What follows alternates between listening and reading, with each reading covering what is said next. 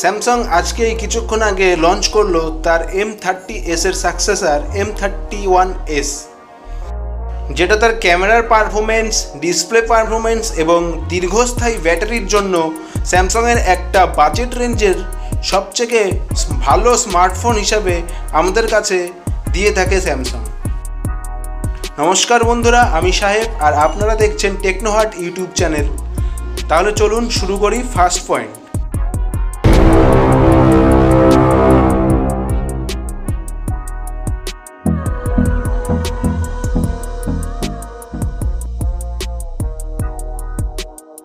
আমরা সবাই জানি মার্কেটের মধ্যে থাকা সমস্ত ডিসপ্লের মধ্যে স্যামসাংয়ের ডিসপ্লে হয় ওয়ান অফ দ্য বেস্ট। তাই স্যামসাং এই ফোনেও দিয়েছে super AMOLED full HD plus display, যেটা ইনফিনিটি ও ডিসপ্লে নামে পরিচিত, যার স্ক্রিন সাইজ 6.5 ইঞ্চ। স্যামসাংয়ের ফোনের প্রসেসরকে নিয়ে একটু সমস্যা রয়েছে আমার শুরু থেকেই। স্যামসাং তার বাজেট রেঞ্জের স্মার্টফোনগুলিতে তার নিজস্ব প্রসেসর এক্সিনোস সিরিজের প্রসেসরগুলোকে দিয়ে থাকে।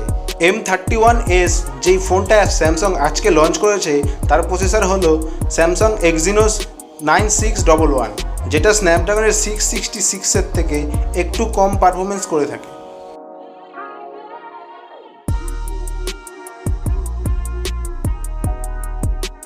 স্যামসাং তার M31s এ কোয়াড রিয়ার ক্যামেরা দিয়েছে, যেখানে প্রাইমারি লেন্স হলো 64 মেগাপিক্সেলের সনি IMX682 সেন্সার এবং সেকেন্ডারি লেন্স 12 মেগাপিক্সেলের, যেটা 123 ডিগ্রি আল্ট্রা ওয়াইড অ্যাঙ্গেল ফটোগ্রাফিতে আপনাকে সাহায্য করবে এবং 5 মেগাপিক্সেলের ডেপথ সেন্সিং আর 5 মেগাপিক্সেলের ম্যাক্রো শটিং ক্যামেরা দিয়েছে স্যামসাং।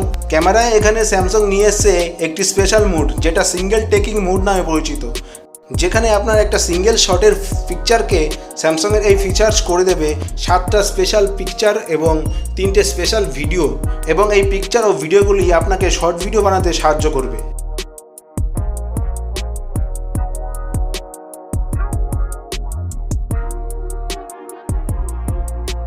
স্যামসাং তার M31s এ 6000 mAh এর বড় ব্যাটারি দিয়েছে 25 ওয়াটের ফাস্ট চার্জিংয়ের সাথে, এবং সাথে দিয়েছে USB Type-C কেবিল, যেটা আপনার 6000 mAh এর বড় ব্যাটারিকে 1.5 ঘন্টা থেকে 2 ঘন্টার মধ্যে ফুল চার্জ করে দেবে।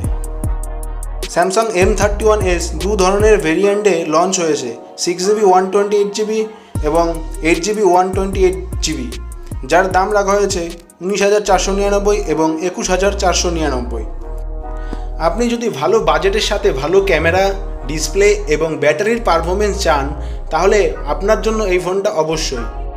কিন্তু পারফরমেন্সের দিক দিয়ে দেখলে এই ফোনটা আপনাকে অতটা স্যাটিসফাইড করতে পারবে না, কারণ এতে রয়েছে এক্সিনোস 9611 প্রসেসর, যা স্ন্যাপড্রাগনের 665 থেকেও একটু নিচের স্থানে অবস্থান করে থাকে, যার গেমিং পারফরমেন্স এবং আপনি যদি হার্ডি কোনো ওয়ার্ক করতে চান আপনার ফোনে, তাহলে আপনি একটু আনস্যাটিসফাইড হবেন।